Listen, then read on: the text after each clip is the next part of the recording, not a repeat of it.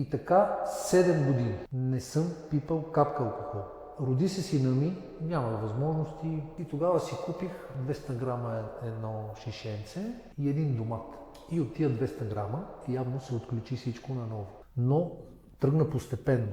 Пак започнаха така събирания, нали, покрай детето. Вече има поводи. Има поводи с други родители, събираме се, нали, както се расте покрай детето. И започнах да пия петък, събота нещо в свободни дни или когато тогава аз съм бил 24 години в охранителния бизнес и съм бил и на графици, да речем 2 на 2. И в свободните дни, когато не се употребявало в онзи момент, аз съм си позволявал, но по-малко.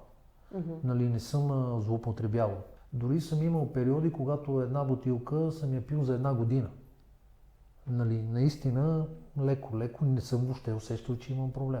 Така после петък почнах да пия и събота. И в един момент се оказа, че аз започнах да пия леко и всеки ден. По-малко, нали, не се напивам. Вече ти стане като традиция. Да, като традиция. Сядам да вечерам, да такова.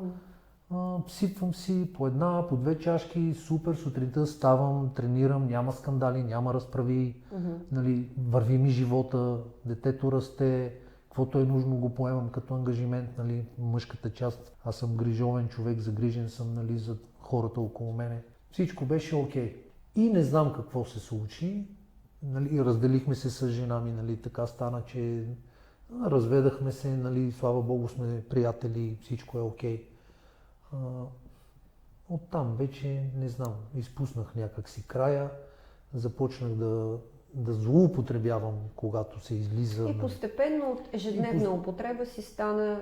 Ми стана си, да речем, от 7 дена в седмицата, 3 дена аз съм пиян.